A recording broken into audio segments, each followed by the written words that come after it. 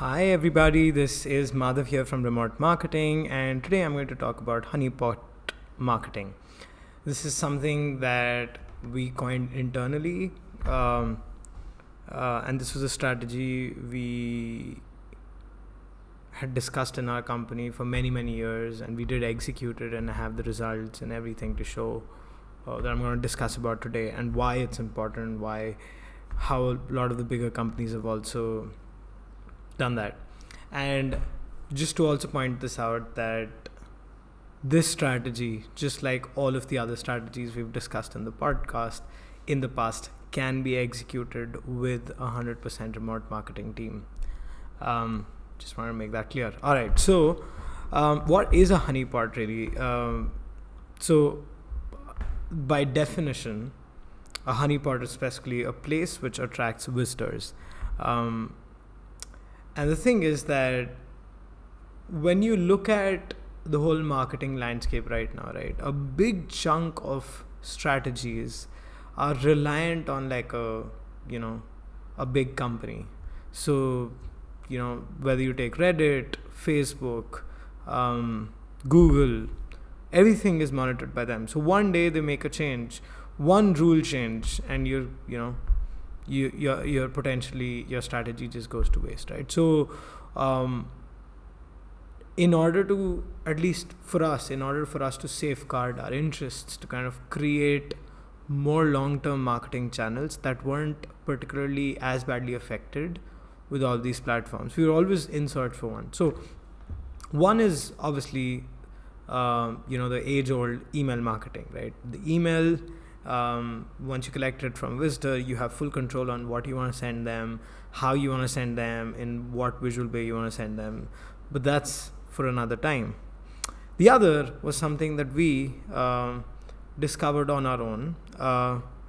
So a couple of years ago, there was this company called Crew, which was like a design tool as far as I can remember.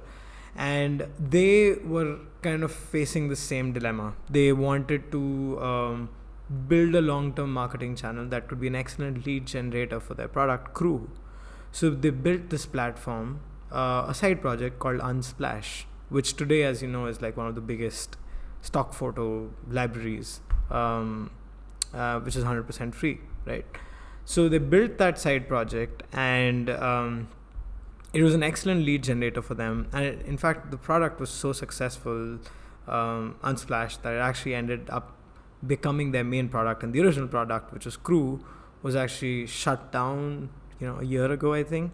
So this is just to kind of give you a background of the power of honeypots, right? So when I heard the story of Crew and Unsplash, I was very interested to explore this in our marketing team as well.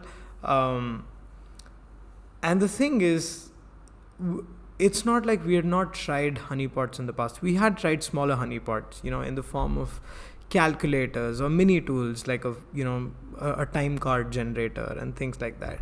Now, they did drive, a bunch of leads and customers, but they just weren't big enough to kind of build the foundation of a long-term marketing strategy. Now, to just give you some perspective here, like when you're, let's say, a company with 50 paying customers, and using this strategy, you get 2 paying customers a month, that's a big deal. That's a good channel, right? And then you just change the dynamics altogether and say that now we have 8,000 customers, right? And we're still getting just 2 customers from this thing, right? We want to focus on our time on much bigger, wider channels for us to grow, right? So that was just the thinking behind it, that yes, the smaller honeypots were great, and yes, we could create many smaller honeypots, but they just weren't big enough. We wanted something that was, that has potential for, virality.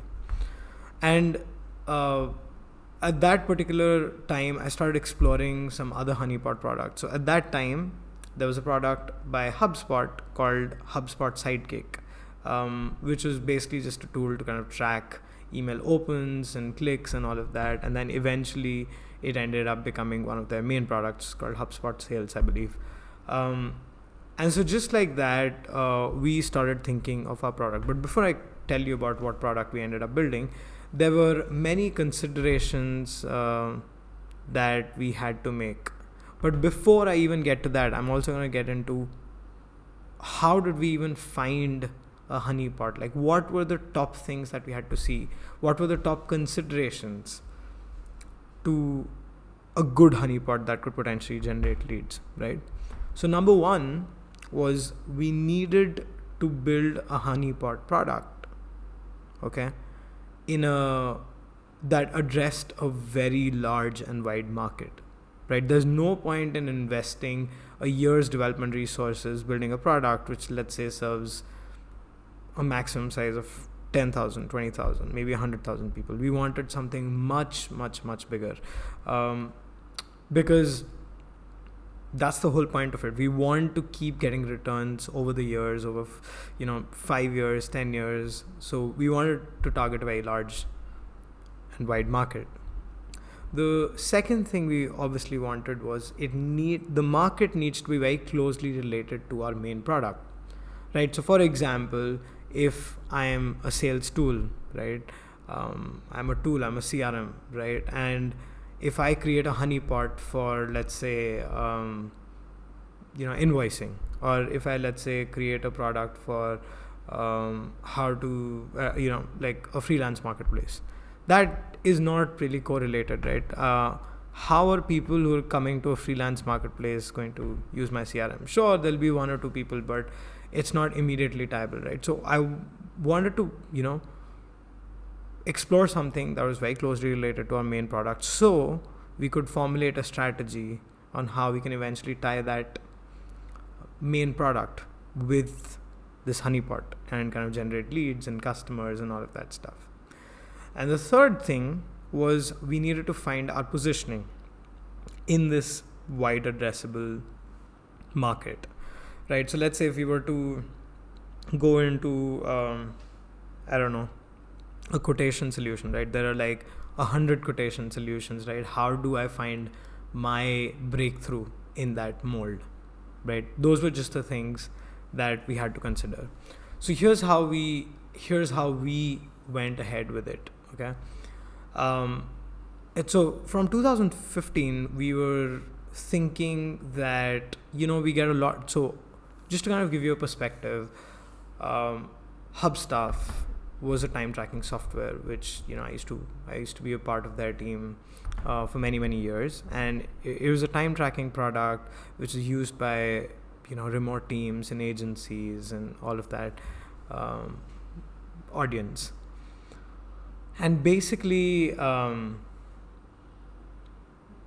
we used to get a lot of requests from agencies and from all of these companies that, could you, tell us a contractor for, creating video ads? Could you give us a contractor? Could you help us find someone who can help us write great articles? Could you help me find a virtual assistant? And this was something that we used to get a lot.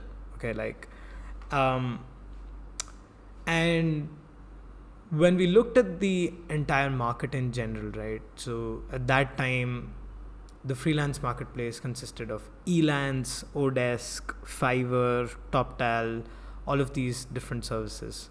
And then Elance and Odesk basically combined to become what we now know as Upwork. The problem was that all of these marketplaces were very, they used to take up a big chunk, a big cut from whatever payout was given from the client to the freelancer, right? So it could range anywhere between 5 to 20%, which was quite a lot. And then on top of that, you had all of these currency things, like when you use a payment platform like PayPal or all of these others, they would take up about anywhere between 3 to 5% of the fees. So it was quite a lot of money that was going away.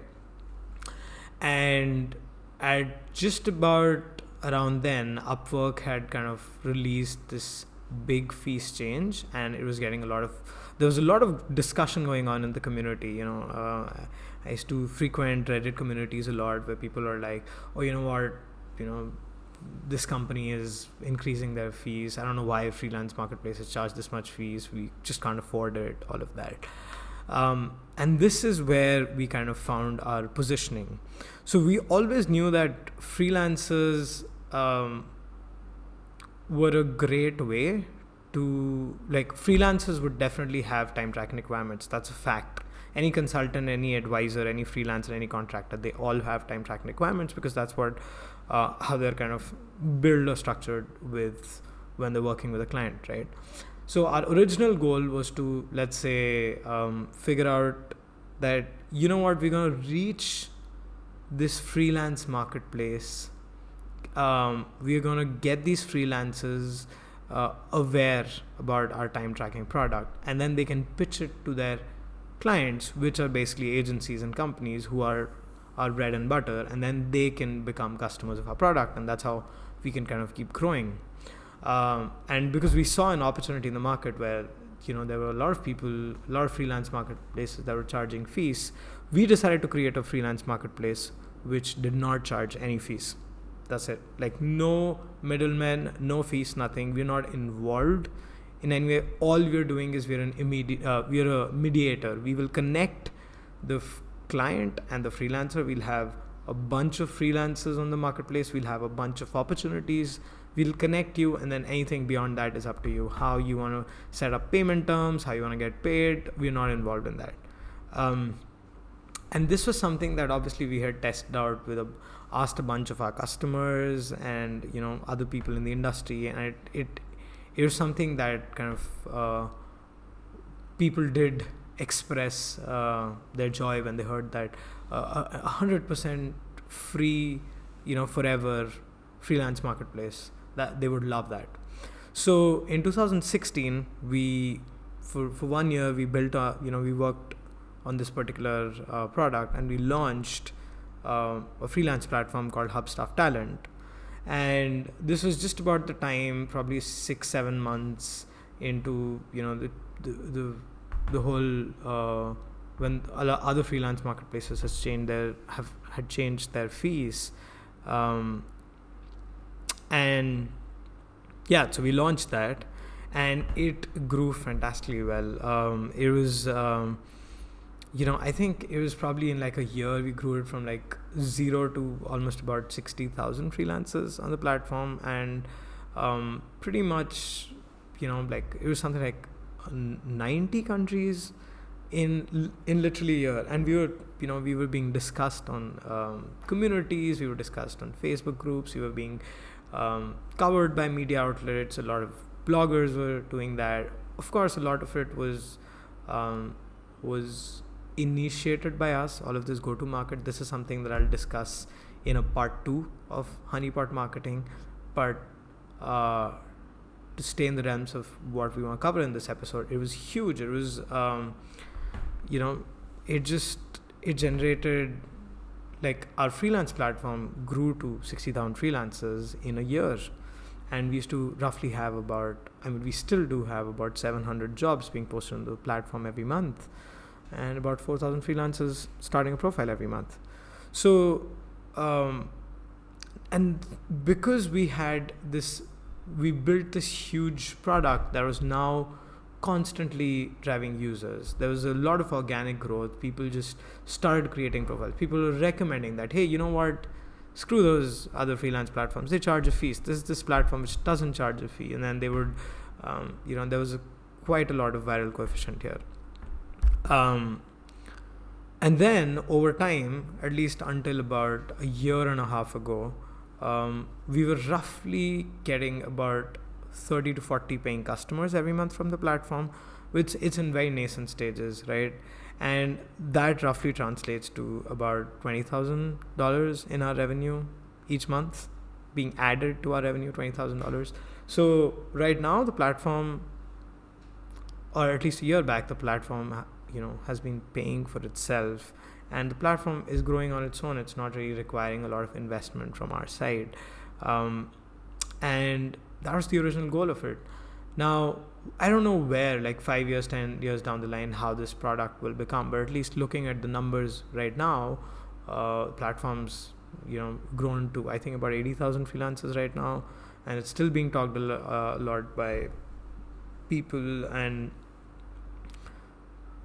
that's the power of honeypots. That's the power of having full control over a marketing channel. Right now, with our platform, right, with your honeypot, you have full control about how you want to market your main product, how you want to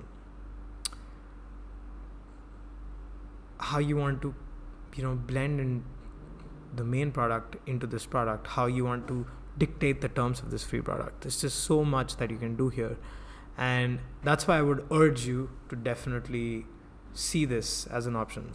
There are a few caveats that I will let you know right now that you must understand before you go into this, right? First of all, this is a tremendously expensive project. Okay, it's going to take up a lot of development time, and it's something that you have to really, really think through, right?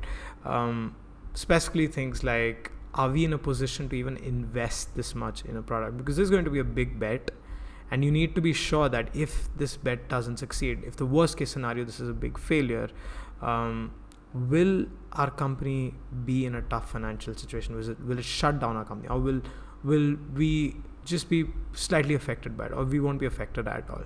Depending on at the stage of your business, this makes, you can decide if a honeypot makes sense. Because I think if, let's say, for example, you're like making, let's say, under $1 million in revenue annually, I wouldn't advise to invest in a honeypot, because at that time there's just so many other areas that can bring in more value, more customers, more leads at a much, much, much cheaper cost.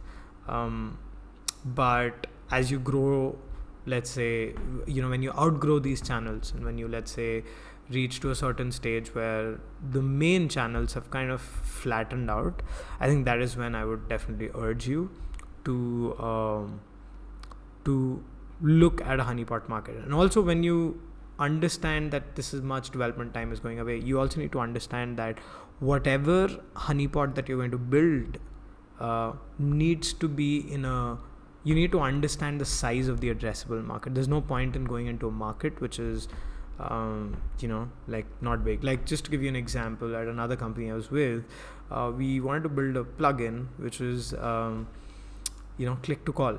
So when you can have a click to call button on your website, just like how you have a sign up form, and when you click on it, it's going to automatically connect you to call to a prospect. It'll route a call to the sales rep. And this is something we were considering doing, just kind of use that as a way to generate leads to our main sales product. And the issue with that was, when we looked at the top product in that market, right, the leading provider, right, even they weren't big enough. And the fact that the top product in that market just wasn't big enough, it was, and the number of customers was much smaller, right, we kind of reconsidered our decision that should we be investing in our time making this plugin, right? So that's the thing that you need to understand, how big is this market and how much development time is going to go away, right? Let me know what your thoughts are. Obviously, all of these things are just based on my experience. A lot of my experience could be very different, for you. But do let me know if you ever try a honeypot product, or if you have any thoughts. You can just drop me an email on madhav@remotemarketing.org, and see you in the next episode.